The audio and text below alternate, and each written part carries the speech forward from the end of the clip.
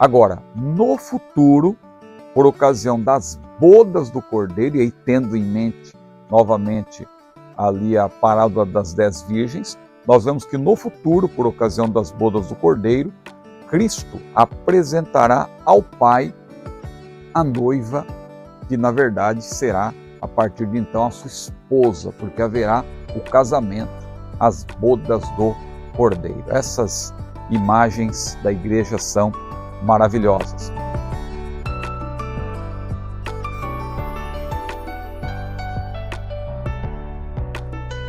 A paz do Senhor, tudo bem? Eu sou o pastor Ciro Sanches Zibordi e está começando, apesar do frio, mais uma videoaula das lições bíblicas adultos da CPAD. Vamos estudar a segunda lição deste trimestre maravilhoso sobre eclesiologia.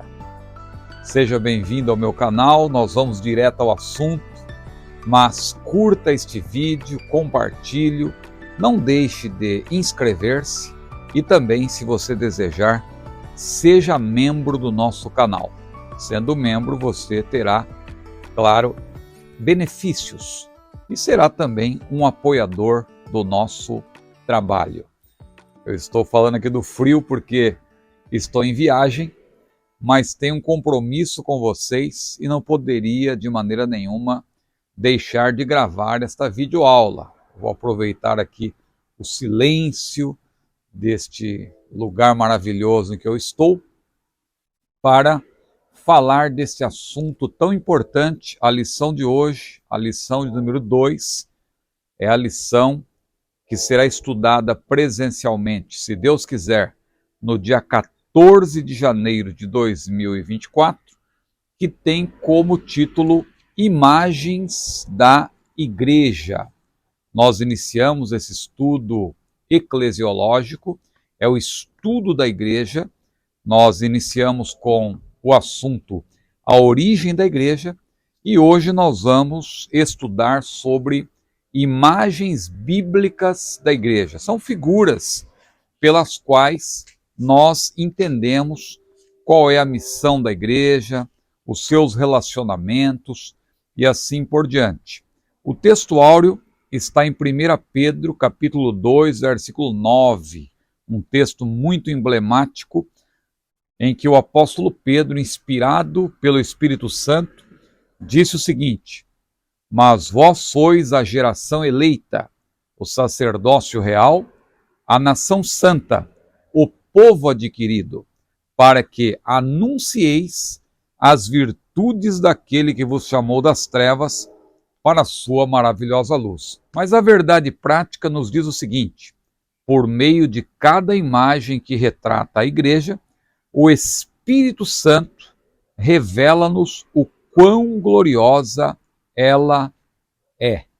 Aí está então uma bênção.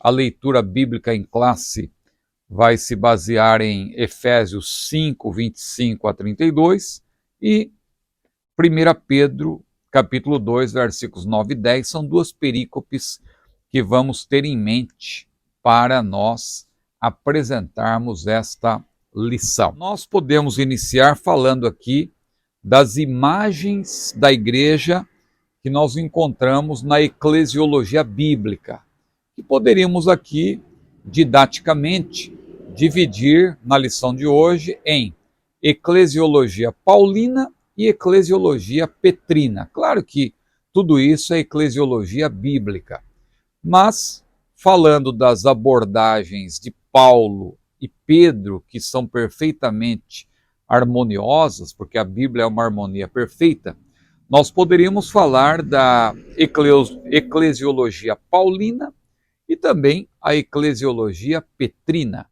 Na eclesiologia paulina, esposada, apresentada pelo apóstolo Paulo, nós vemos imagens importantes da igreja. Paulo refere-se frequentemente à igreja em suas epístolas e também em Atos dos Apóstolos. É importante observar que nós temos também teologia paulina dentro da narrativa lucana. Lucas era um teólogo, mas ele também apresenta na sua narrativa discursos tanto de Paulo como também de Pedro e do próprio Estevão, né? Estevão tem, aliás, o discurso mais longo que nós encontramos no livro de Atos, ou a pregação, o sermão mais longo no livro de Atos, é justamente de Estevão, lá no capítulo 7 de Atos. Mas falando da eclesiologia paulina, o autor cita, na lição de hoje, alguns textos que nós vamos tomar como base. Segundo aos Coríntios, capítulo 11, versículo 2, em que a igreja é apresentada como a noiva de Cristo, casta, pura, fiel. Efésios, capítulo 5, versículos 25 e 26. Nesta passagem, a ênfase de Paulo recai sobre o relacionamento da igreja como esposa, e esse relacionamento, claro, com Cristo, o qual amou-a a ponto de entregar-se por ela. O autor também cita Atos, capítulo 20, versículo 28, é aí que eu digo que você tem também teologia paulina dentro da narrativa lucana, porque em Atos 20, versículo 28, ninguém menos que o apóstolo Paulo fala uma palavra importante sobre a igreja. Então eu repito que a eclesiologia paulina também está contida na narrativa lucana, já que o livro de Atos dos Apóstolos apresenta pelo menos 7 sermões do apóstolo Paulo. No capítulo 13, no capítulo 17, no capítulo 20, também no capítulo 22, Paulo já estava preso, mas você vê que ali ele tem discursos que são teológicos, capítulo 26 e capítulo 28. No capítulo 20, especialmente, Paulo se refere à igreja como rebanho de Deus. Aí nós temos outras passagens que o autor cita, como 1 Coríntios capítulo 12, versículos 12 a 17, em que a igreja é chamada de corpo de Cristo. 1 Coríntios 3, 16 e 17, nesta perícope, a igreja é retratada como santuário de Deus, edificado sobre o fundamento que é Cristo. E, finalmente, 1 Timóteo capítulo 3, versículo 15, nesse texto, Paulo apresenta a igreja como casa de Deus. Então, são imagens da igreja na chamada eclesiologia paulina.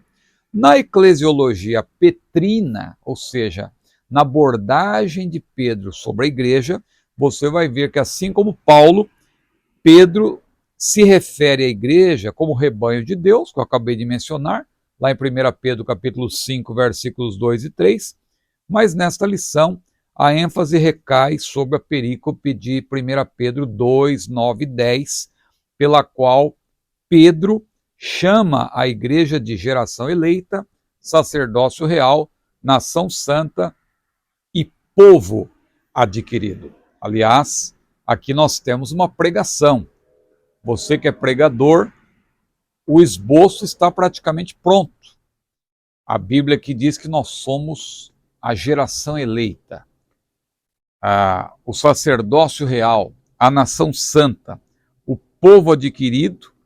Aí a primeira pergunta, para quê? Para quê? Nós somos isso, o Senhor nos chamou de geração eleita, sacerdócio real, nação santa, mas para quê? Aí o apóstolo Pedro, inspirado por Deus, responde, para que anuncieis. Mas, irmão Pedro, outra pergunta, anuncieis o quê? A resposta está aqui também, as virtudes. Mas que virtudes? As virtudes daquele. Mas aquele quem? Aquele que vos chamou. Mas vos chamou de onde? Ora, está no texto, das trevas. Mas das trevas para onde? Para a sua maravilhosa luz. Então veja quantas perguntas que são respondidas aqui nesse texto. Você que é pregador, você pode se valer dele para apresentar uma mensagem importante à igreja. Claro que na lição de hoje nós vamos tocar nesse texto, mas não vamos nos deter nele, porque há outros textos importantes que precisamos também abordar. Mas vamos já para o primeiro tópico, tendo em mente então que os textos bíblicos básicos para esta lição são estas passagens que eu citei, tanto da eclesiologia paulina como também da eclesiologia petrina. Temos, depois desta, ainda mais 11 lições, e a lição de hoje é mais para reforçar aquilo que já temos apresentado em termos de definição da igreja biblicamente falando. Mas você que é membro do nosso canal, você, claro, está recebendo também um estudo completo, detalhado, com referências. Os irmãos que me pedem livros ou recomendação de livros, sempre na parte da descrição do vídeo você vai encontrar isso. Mas você que é membro do nosso canal também sabe que em cada estudo que nós apresentamos, lá no fim você tem as referências, ou seja, são as obras que eu consultei para elaborar cada estudo. O primeiro tópico da lição de hoje é o seguinte: imagens que descrevem um relacionamento. São as primeiras imagens que o autor aborda. O primeiro ponto, a noiva de Cristo. É uma das belas imagens da igreja nas Escrituras, sem dúvida nenhuma. Paulo a descreve como uma virgem pura. O texto de 1 Coríntios, capítulo 11, versículo 2, um texto conhecidíssimo de todos, em que o apóstolo Paulo diz, inspirado por Deus: estou zeloso de vós com zelo de Deus, porque vos tenho preparado para vos apresentar como uma virgem pura a um marido, a saber, a Cristo. Veja como o relacionamento entre marido e mulher para Deus é algo tão importante, é algo que Deus preza tanto, que até mesmo o relacionamento de Cristo com a sua igreja é apresentado nesses termos, como marido e mulher. Isso nos faz lembrar também da parábola das 10 virgens. Aquelas virgens que se apresentaram e 5 delas eram prudentes, 5 loucas. Muita gente questiona aí essa parábola, tentando dizer que isso não tem nada a ver conosco, porque a noiva sequer aparece ali. É porque as pessoas às vezes não entenderam como que se interpreta uma parábola. Quem estuda hermenêutica sabe que ao interpretar uma parábola, você não deve se ater a cada elemento da parábola para tentar achar um significado para ele.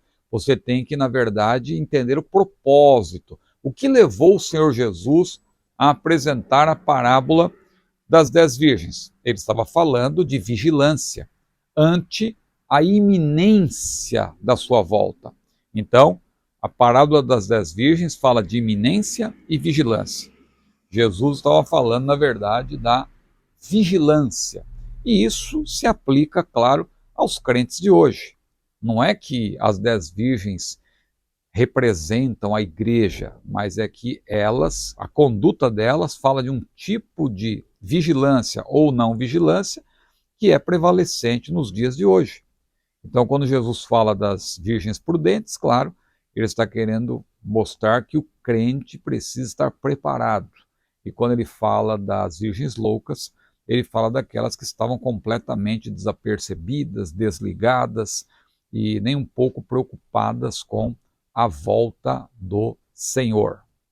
Então, irmãos, diante do que nós temos falado, embora a noiva esteja ausente desta parábola das 10 virgens, estas 10 virgens, elas falam, a parábola como um todo, das 10 virgens, de vigilância ante a iminente volta do Senhor.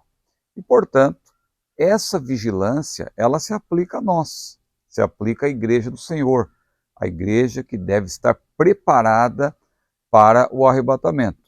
E no caso daquelas 10 virgens, o que mais se destaca na parábola é que elas estavam preparadas. As 5, no caso, 5 delas estavam preparadas e 5 estavam desapercebidas. Então o Senhor Jesus foi muito claro naquela parábola. Muita gente costuma ali salientar os elementos judaicos daquela parábola para querer aplicar a Israel. Mas o fato é que se você ler o fim do capítulo 24 de Mateus, você vai perceber que Jesus está falando de vigilância, Jesus está falando de iminência, logo depois de ter dito que daquele dia e hora ninguém sabe. Ele diz que será como nos dias de Noé. Aí ele apresenta a parábola dos dois servos, e logo em seguida ele diz: então o reino do céu será semelhante a 10 virgens que, saindo ao encontro do esposo, levaram consigo as suas lâmpadas, mas 5 delas eram prudentes e 5 loucas.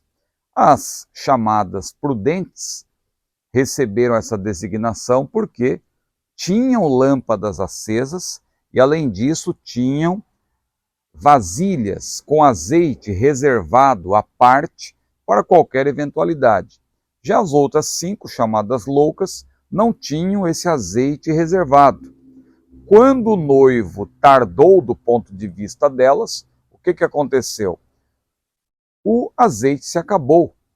As lâmpadas começaram a se apagar, mas no caso das prudentes tinha azeite para manter as lâmpadas acesas.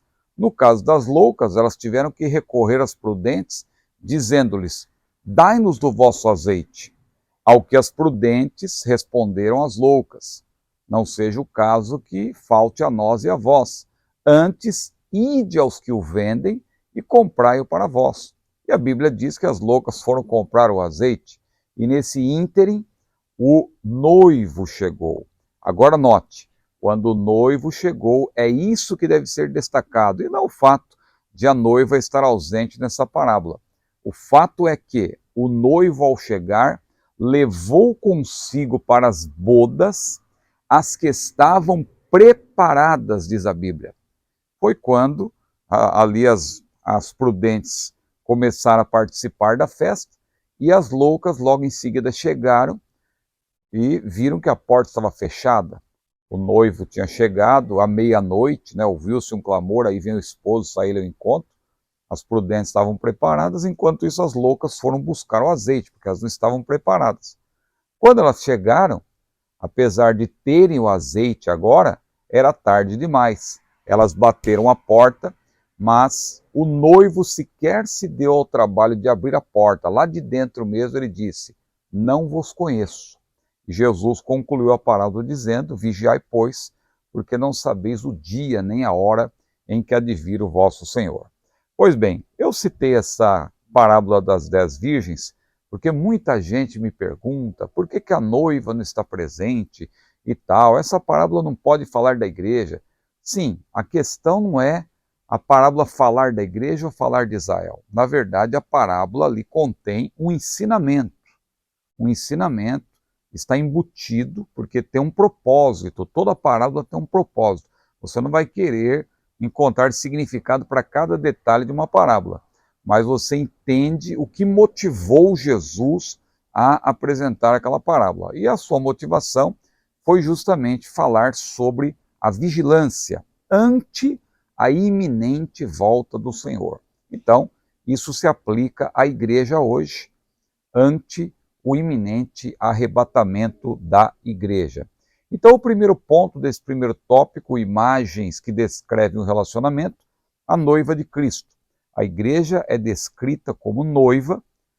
Eu disse que isso faz nos lembrar da parábola das 10 virgens, por meio da qual, embora a noiva não apareça, Jesus nos ensina a respeito da vigilância dos salvos ante a iminente volta, a iminente chegada do noivo. Estejamos, portanto, preparados, estejamos prontos, porque a Bíblia diz que quem tem essa bem-aventurada esperança mantém-se puro. João falou disso. Qualquer que tem essa esperança purifica-se a si mesmo, assim como ele é puro. Mas vamos avançar. O segundo ponto é esposa de Cristo. Como eu dizia, na eclesiologia paulina, a igreja é apresentada das mais diversas formas, mediante várias figuras, várias imagens, como o autor chama. Então, uma segunda imagem que nós podemos destacar é esta: a igreja como esposa, que aparece lá em Efésios. Aí você vai ver uma diferença muito pequena entre noiva e esposa, mas você vai entender porque Paulo ora chama a igreja de noiva, ora a chama de esposa. Observe que em Efésios 5, 22 a 32, o assunto principal, que é um mistério revelado, é justamente a relação entre Cristo e a igreja. Mas Paulo, como era um ensinador, ele não perdia oportunidades para apresentar o ensino nas mais diversas áreas e nós sabemos que a Bíblia é uma harmonia perfeita e os assuntos se relacionam. Paulo aproveita a oportunidade em que ele está falando do relacionamento entre Cristo e a igreja, que é um grande mistério revelado no Novo Testamento, porque a igreja, embora existisse na mente de Deus, é algo que se revela no Novo Testamento, claramente. Paulo, ele aproveita a oportunidade para instruir o casal cristão. Nos propósitos de Deus, o marido é a cabeça da mulher, observe, da mesma forma que Cristo é a cabeça da igreja. Olha que ensinamento maravilhoso. Cristo, como cabeça da igreja, ele não a oprime. E a igreja, como corpo de Cristo, ela se submete a Cristo em amor. Não porque ela está sendo obrigada a fazer isso. Aliás, submissão por obrigação já não é mais submissão. A submissão é um ato voluntário, é um ato de amor. E no caso da esposa, ela faz isso porque também ela é amada. Porque se ela é obrigada a submeter-se ao marido, isso já não é mais submissão do ponto de vista bíblico. Isso seria, na verdade, algo parecido a uma escravidão, algo absurdo que não se aplica ao que a Bíblia nos ensina a respeito do relacionamento entre marido e mulher. Agora, observe que o homem deve amar a sua esposa assim como Cristo amou a igreja e se entregou por ela. Veja, Cristo se entregou pela igreja. Qual marido está disposto a fazer isso em prol da sua família, em prol da sua esposa? Entregar-se, estar pronto para defender, para sustentar, para ser de fato o chefe do lar, o pai de família, o provedor, o líder, aquele que sustenta, mas que também protege. Muitos maridos não assumem o seu papel. Então, olha como isto tem uma grande instrução para nós. Só que Paulo é muito claro no versículo 32. Ele diz que o mistério se refere a Cristo e a igreja, ou seja, a ênfase recai justamente sobre a imagem da esposa, que é aí uma esposa, claro, que deve amar o seu marido, no caso, Cristo. Então a ênfase que recai sobre a imagem da esposa é a do amor demonstrado por meio de fidelidade e pureza. Então nós poderíamos aqui desdobrar um pouco mais esse ponto, falando do relacionamento de Cristo com a igreja, fundamentando-se no amor, porque Paulo diz nos versículos 25 e 26 o seguinte: vós, maridos, amai vossas mulheres, como também Cristo amou a igreja, e a si mesmo se entregou por ela, para a santificar, purificando-a com a lavagem da água pela palavra. Isso significa o quê? Assim como Cristo se entregou por nós para nos purificar, devemos ser santos, por amor, em toda a nossa maneira de viver, seguir a paz com todos e a santificação, diz a Bíblia, sem a qual ninguém verá o Senhor. Eu creio que aí você está entendendo, porque eu citei também a parábola das 10 virgens que estavam preparadas. E essa preparação tem a ver também com uma vida de santidade, uma vida pura, uma vida imaculada, como Pedro falou também na sua primeira carta, capítulo 1, versículos 13 a 16, em que ele começa a falar da santificação a partir de uma disposição mental, cingindo os vossos lombos. Então ele fala ali da santidade, sede santos, como é santo aquele que vos chamou, e assim por diante. Agora, talvez você esteja perguntando, qual é a diferença entre a imagem da noiva E da esposa?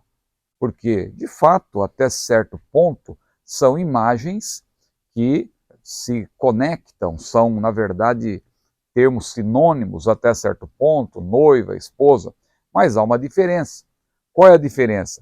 Essas figuras, na verdade, elas são semelhantes e podemos dizer até intercambiáveis, mas a segunda, no caso, a figura da esposa, é mais específica, mais apropriada para ilustrar o futuro glorioso da igreja. Olha o que diz Efésios 5, versículo 27, que Jesus, ele se sacrificou pela sua esposa, pela igreja, para a apresentar a si mesmo, igreja gloriosa, sem mácula nem ruga, nem coisa semelhante, mas santa e irrepreensível. Agora, quando que Jesus vai apresentar essa noiva sem mácula e irrepreensível? Isso tem a ver, claro, com o futuro glorioso da igreja.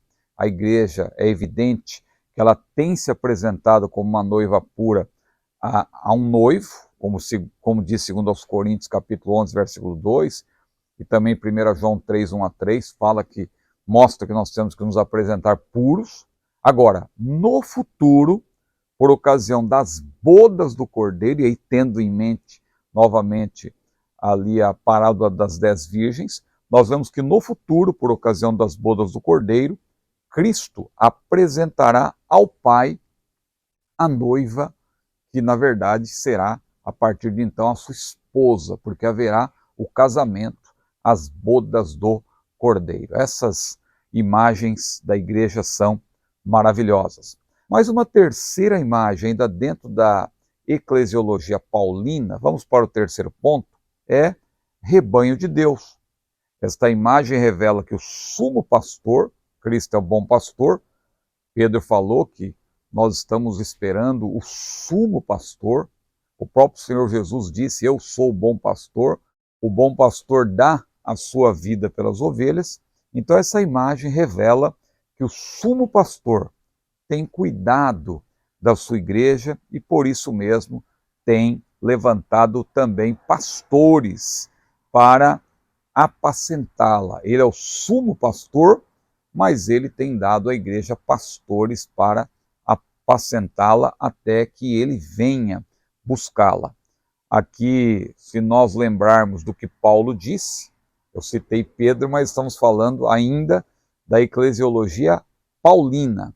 E dentro da eclesiologia paulina, você tem em Atos ali essa importante figura do rebanho de Deus, porque como eu já disse, a teologia paulina não está presente apenas nas suas epístolas, você tem também teologia paulina dentro da narrativa lucana, e lá em Atos capítulo 20, versículo 28, naquele importante discurso de Paulo aos presbíteros de Éfeso, na cidade de Mileto, aquele importante centro da filosofia pré-socrática, nós vemos que ali Paulo, convicto de que dissera toda a verdade aos presbíteros de Éfeso, porque ele mesmo disse, nunca deixei de vos anunciar todo o conselho de Deus, ele então ressalta que esse rebanho, o rebanho de Deus, custou um alto preço. E que preço foi esse? Justamente o sangue de Jesus. Esse texto de Atos 20 e 28 merece uma análise cuidadosa, porque há grupos aí heterodoxos e até heréticos que estão usando esse texto para, muitas vezes, fazer afirmações absurdas, como a de que Deus morreu, e aqui também fala que Deus derramou seu próprio sangue. Na verdade, está falando do Deus homem, porque Jesus, ao se fazer homem, claro, ele assumiu a natureza humana na sua plenitude, mas ele não deixou de ser Deus. Por isso que ele é chamado de Deus homem, porque Deus nunca deixa de ser Deus. Então, é importante observar, primeiro, que o Espírito Santo constitui supervisores para cuidar da igreja, Paulo falou disso, olhai por vós e por todo o rebanho sobre que o Espírito Santo vos constituiu bispos.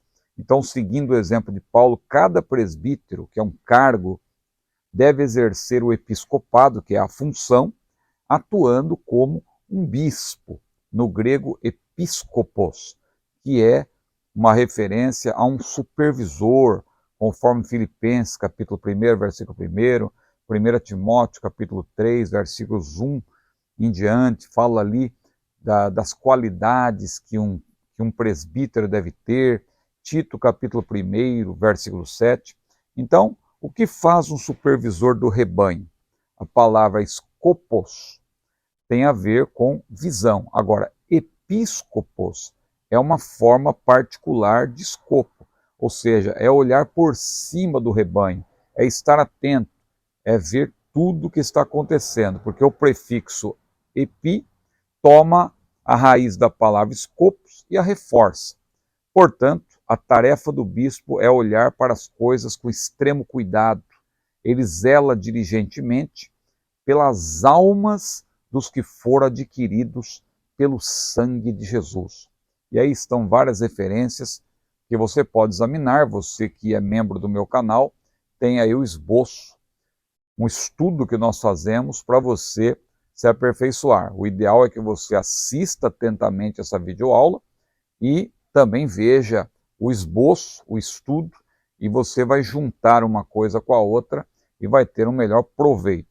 Agora, a ênfase que eu queria mencionar com respeito à deidade de Jesus, que muitos torcem aí, muitas vezes de maneira proposital, porque são grupos heréticos ou pertencentes a grupos heréticos, mas há irmãos também desavisados que acabam adotando uma abordagem heterodoxa porque não estão familiarizados com esse texto bíblico, não fizeram uma análise correta, exegeticamente falando. Então aqui é bom dizer que o bom pastor, como Jesus falou, eu sou o bom pastor dá a sua vida pelas ovelhas, o bom pastor deu a sua vida pela igreja, e por isso que Paulo ele ressalta, olha, ele diz lá primeiro, olhai, pois, por vós e por todo o rebanho, sobre o que o Espírito Santo constitui o bispos. Aí em seguida ele diz, para apacentardes a igreja de Deus, agora note, que ele resgatou com seu próprio sangue. Quer dizer então que aqui está falando do sangue de Deus, é o sangue de Deus que foi derramado, então Deus morreu. Veja, Paulo se refere à igreja, o corpo de Cristo. Aqui é interessante que esse texto é um texto que agrada tanto os presbiterianos, e como também os episcopais, mas agrada também os assembleianos.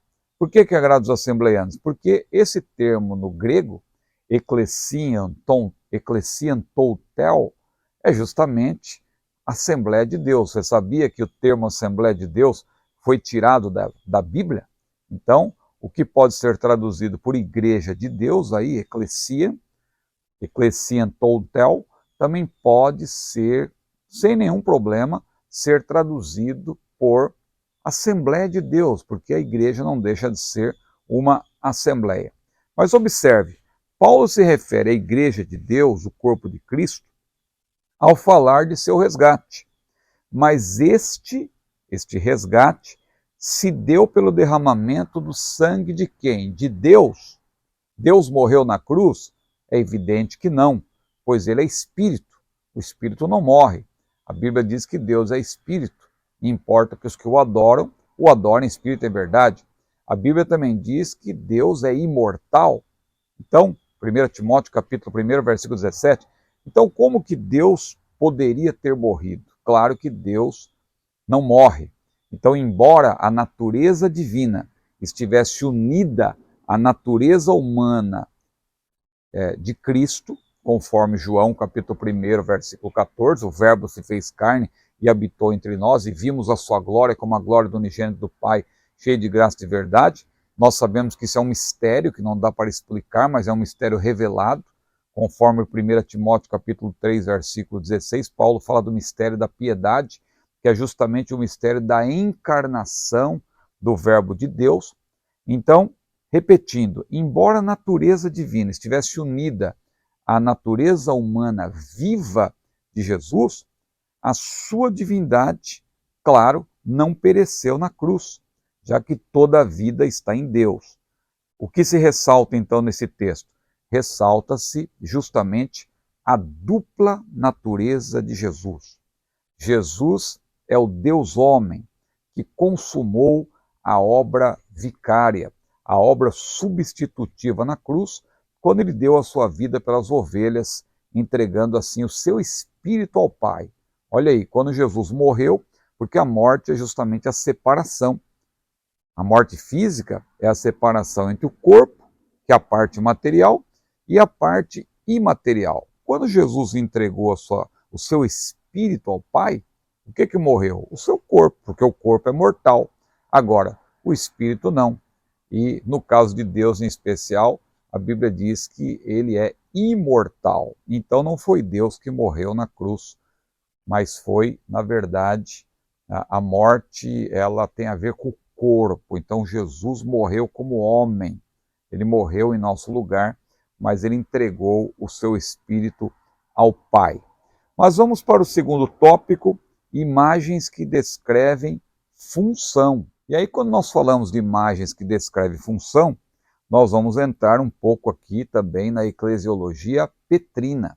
O primeiro tópico, ele é todo sobre a eclesiologia paulina, as imagens que Paulo emprega ao descrever a igreja, o seu relacionamento com Cristo, o seu relacionamento com Deus.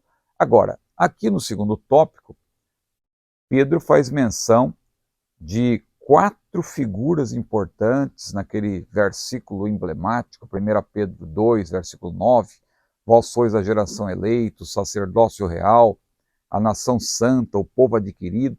E ele diz também no versículo 10, para que vós sois a geração eleita, sacerdócio real, nação santa, o povo adquirido, para que anuncieis. E eu já até apresentei um esboço no início desta videoaula, para que anuncieis o quê? As virtudes. Mas que virtudes? As virtudes daquele. Aquele quem? Aquele que vos chamou. Mas vos chamou de onde? Das trevas. E das trevas para onde? Para a sua maravilhosa luz. Vós que em outro tempo não erais povo, aí vem o versículo 10. Vós que em outro tempo não erais povo, mas que agora sois povo de Deus, que não tinhais alcançado a misericórdia, mas que agora alcançastes a misericórdia. Então, observe aí, geração eleita, sacerdócio real, nação santa, povo adquirido. Quando Pedro faz essa afirmação, claramente tinha em mente o que está lá em Êxodo, capítulo 19, versículos 5 e 6, porque Deus chamou Israel para ser um reino sacerdotal. Veja, em Efésios 19, 5 e 6, Deus faz três promessas específicas ao Israel étnico. Agora, pois, se diligentemente ouvirdes a minha voz e guardardes a minha aliança, então sereis, observe, a minha propriedade peculiar dentre todos os povos, porque toda a terra é minha. E vós me sereis um reino sacerdotal e o povo santo. Estas são as palavras que falarás aos filhos de Israel, disse Deus a Moisés. Então, essas promessas se cumprirão, evidentemente, de modo centrípeto, é bom que se diga, no milênio. Por que centrípeto? Porque as nações irão até Jerusalém, a Bíblia diz que de Jerusalém partirá a lei, é diferente da missão da igreja. A igreja tem uma missão centrífuga, ou seja, Jesus disse, ide por todo o mundo, pregai o evangelho a toda criatura. Estudamos isso há pouco, aí no trimestre anterior, porque tivemos um trimestre sobre missiologia. Agora, vamos analisar rapidamente cada um desses pontos, desse versículo 1 Pedro 2 e 9, cada um desses adjetivos que se refere à igreja. Primeira, geração eleita. Veja, falando de Israel, tendo em mente a promessa que Deus fez a Israel lá em Êxodo 19, se o Israel étnico foi eleito por Deus dentre todos os povos como uma raça especial, uma propriedade peculiar, a igreja, da mesma forma, eleita em Cristo, antes da fundação do mundo, é formada por representantes de todos os povos. Veja, não é um grupo étnico em específico, como era o caso de Israel, o Israel étnico. A igreja é formada por todo povo, e tribo, e língua, e nação, mas é um povo especial também, é uma geração eleita, assim como Israel. O Israel étnico foi escolhido para ser essa geração eleita. Sacerdócio real. Se Israel guardasse aliança com Deus, seria um reino de sacerdotes. Embora o sacerdócio perante o povo de Israel tivesse de ser exercido por levitas da família de Arão, a nação israelita foi escolhida para ser um reino sacerdotal. Veja, desempenhando uma missão centrípeta, repito, pois as outras nações seriam benditas por meio dela, como Deus já falou para Abraão: em ti serão benditas todas as famílias da terra. A igreja, por sua vez, ela desempenha um papel semelhante, mas de modo centrífugo, como sacerdócio real. Veja aí uma diferença sutil entre reino sacerdotal e sacerdócio real. Parece que é a mesma coisa, mas não é. Veja que Israel seria um reino sacerdotal porque exerceria uma missão centrípeta. As nações aprenderiam com Israel. Como isso vai acontecer no milênio? Agora, a igreja hoje, como sacerdócio real, ela leva a igreja, todos são sacerdotes, né, nesse sentido. Por isso que o autor de Hebreus disse: tendo, pois, ousadia para entrar no santuário, ou seja, no lugar santíssimo, no santo dos santos, pelo sangue de Jesus, pelo novo e vivo caminho que ele consagrou pelo véu, isto é, pela sua carne. Porque Jesus, com a sua morte, ele comprou para Deus homens de todo povo, e tribo, e língua, e nação, e para Deus os fez reis e sacerdotes. Então, claro, o sacerdote aqui, esse termo, não é uma referência ao ministério eclesiástico, mas é uma referência ao sacerdócio universal, como o autor explica. E ele faz uma distinção, mostrando que todos nós somos sacerdotes, do ponto de vista de que todos nós podemos levar a palavra e fazer com que o homem, os homens, os seres humanos possam conhecer a Deus, conhecer o verdadeiro Deus, mas claro que Deus também tem levantado sacerdotes, entre aspas, num sentido mais específico, que é o ministério, conforme está lá em Efésios capítulo 4, versículo 11, nós temos ali aqueles 5 ministérios que têm a ver com a liderança da igreja. Agora, também se menciona nação santa e povo adquirido. Assim como Israel foi chamado para ser um povo santo, separado, especialmente justo, mas não separado, é bom que se diga no sentido de segregado ou intocado, e sim para um propósito específico, a igreja também teve um chamado semelhante. Israel devia ser um exemplo para as nações, como se fosse uma joia preciosa. Da mesma forma, a igreja, como nação santa e povo adquirido, deve estar inteiramente consagrada a Cristo, a fim de cumprir a sua missão, que é anunciar as virtudes do Senhor. E o ponto 2, corpo de Cristo, aqui na eclesiologia paulina, mais uma vez, nós vemos que um corpo não subsiste sem a cabeça. A igreja é mais que uma organização, evidentemente, ela é um organismo, um corpo cuja cabeça é Cristo, o salvador desse corpo, como Paulo destaca. No corpo de Cristo deve haver harmonia, deve haver unidade, todos os seus membros devem cooperar para seu bom funcionamento. Tudo isso está lá em 1 Coríntios capítulo 12, ali especialmente nos versículos 12, 21, 22 e também o 25. Todos são importantes e necessários. Se um membro falhar, todo o corpo sofrerá. Isso nos ensina o quê? Que devemos ser humildes, devemos respeitar o trabalho de cada um. Ademais, devemos ser altruístas, pois ajudar uns aos outros trará benefício a toda a coletividade. Ninguém pode se sentir superior, irmãos. Cada membro do nosso corpo é importante. Quando você sofre um ferimento, por menor que seja, todo o corpo sofre. Então, cada membro do corpo é importante, todo o corpo como um todo, tem o seu valor. Então a igreja é apresentada como corpo de Cristo. Vamos agora para o último tópico, o terceiro tópico, imagens que descrevem habitação. A igreja é a habitação de Deus, é a habitação do Espírito Santo. O autor de Hebreus diz que nós somos uma casa. A qual casa somos nós? Disse ele. Então veja, primeiro ponto, santuário de Deus. O fato de Paulo afirmar que o crente, isso aqui é importante, irmãos, o fato de Paulo afirmar que o crente, como indivíduo, é o templo do Espírito Santo, 1 Coríntios capítulo 6, versículos 19 e 20, não denota, porque muita gente está embarcando nessa canoa furada achando que é isso, veja, não denota que alguém possa considerar-se independente e dizer, eu sou a igreja, porque hoje em dia é assim. Você é igreja, irmão, você é igreja. Não, a igreja, o sentido de igreja tem a ver com coletividade. Não é um indivíduo. Claro que o indivíduo ele é parte integrante da igreja, mas ele não pode bater no peito e dizer eu sou igreja e eu sou independente. Não.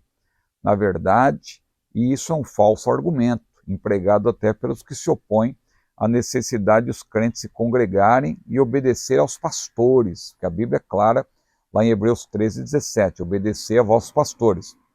Cada crente é morada de Deus em espírito, mas somente a igreja, como corpo, como organismo, é o santuário de Deus, conforme 1 Coríntios 3, 16 e também Pedro. Aqui tanto a eclesiologia paulina como a petrina tratam do assunto, porque 1 Pedro 2, versículos 4 e 5, mostra também que nós somos pedras vivas nesse santuário de Deus, onde o Espírito Santo veio habitar a partir do dia de Pentecostes, quando inaugurou-se a era da igreja. O segundo ponto, uma figura semelhante à casa de Deus. Após apresentar a Timóteo instruções sobre o episcopado e o diaconato, Paulo afirma, escrevo-te estas coisas, esperando ir ver-te bem depressa, mas se tardar, para que saibas como convém andar na casa de Deus, que é a igreja do Deus vivo, a coluna e firmeza da verdade. Olha que interessante. Claramente, o apóstolo Paulo não se refere a uma construção onde os crentes de Éfeso habitavam, mas ele faz uma aplicação espiritual à luz do Antigo Testamento. Como casa de Deus, claro, nós podemos aí, eu apresento mais um esboço para você que gosta de pregar.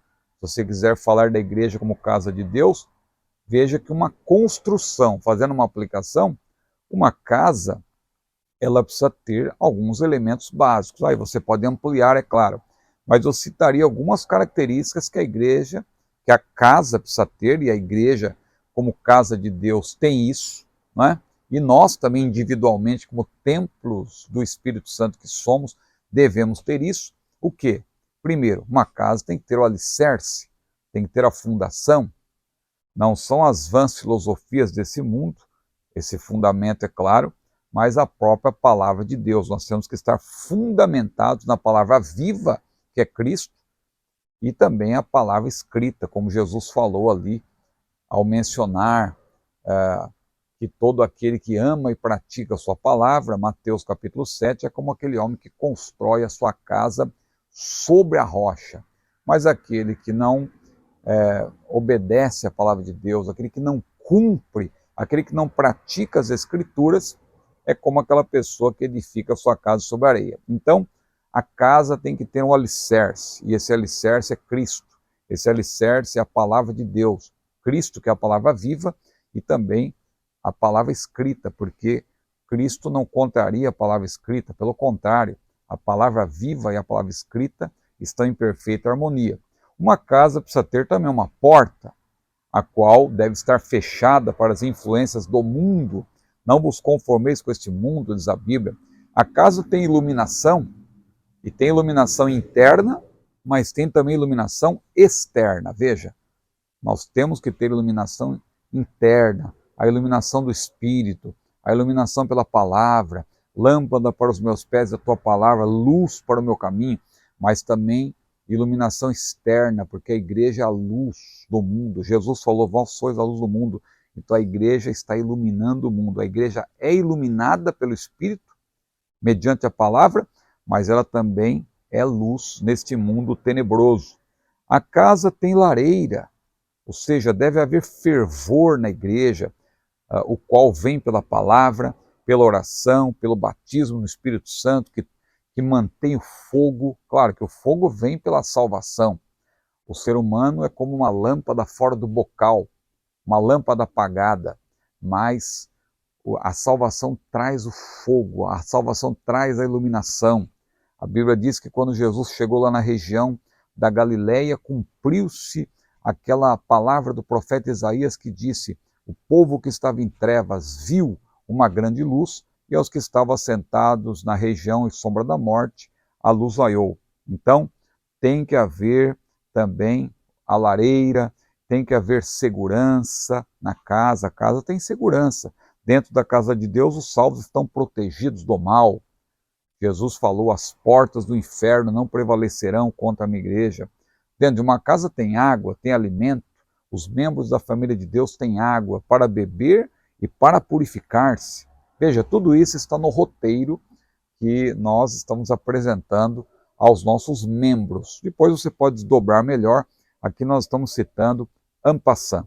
Mas, finalmente, para concluir esta videoaula, para que ela não fique também muito extensa, o terceiro ponto é o privilégio de ser igreja, em que o autor faz aí um resumo de tudo que tem sido abordado nesta lição, as imagens da igreja.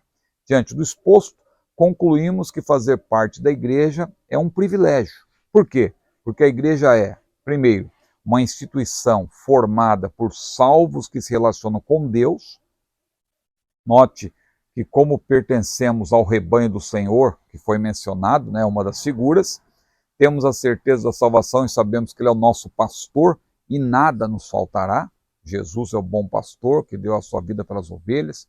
Ele também disse: as minhas ovelhas ouvem a minha voz, eu conheço-as e elas me seguem e dou-lhes a vida eterna e nunca hão de perecer e ninguém as arrebatará da minha mão. Outro ponto importante: a igreja é uma instituição formada por salvos que exercem uma função sacerdotal diante de Deus perante o mundo. Ou seja, somos embaixadores de Deus, somos seus representantes neste mundo de trevas. E aí tem várias referências importantes, algumas que eu até citei ao longo dessa rápida exposição. E uma última ênfase: a igreja é uma instituição em que Deus habita e vive. Nós somos morada de Deus, diz a Bíblia, em espírito.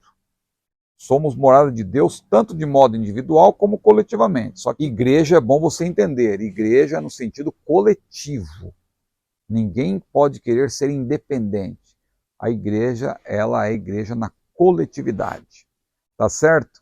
Então nós vamos concluindo mais essa videoaula. Se você chegou até aqui, eu creio que você está gostando. Não deixe de curtir esse vídeo, de compartilhá-lo, de inscrever-se no meu canal e também, se você desejar, seja membro. Mas vamos ver aqui a conclusão, que nos diz o seguinte: nesta lição aprendemos através de imagens bíblicas o que a igreja é e que importância ela tem. São figuras que nos ajudam a compreender a igreja tanto em seu aspecto institucional como funcional. Assim, essas imagens ajudam o crente a descobrir qual o seu lugar na igreja, o corpo de Cristo. Dessa forma, ele pode melhor cooperar para o perfeito funcionamento da igreja local. Eu creio que ao longo desse trimestre vai ficar claro para você, se ainda não ficou, que há uma diferença entre a igreja universal, a igreja formada por todos os salvos e todas as épocas, e a igreja local, a igreja a qual você pertence. Tá certo? Que Deus abençoe a sua vida. Não se esqueça, hein? Seja membro do meu canal, inscreva-se primeiro, né? Porque é importante, nós estamos aí rumo a, se Deus quiser, em muito breve, a 100 mil inscritos e queremos que você faça parte desse grupo de estudos na palavra do Senhor. Que Deus abençoe a sua vida. Feliz Ano Novo, ainda estamos no começo do ano. Eu quero ressaltar aqui que você tenha um excelente ano de 2024. A paz do Senhor.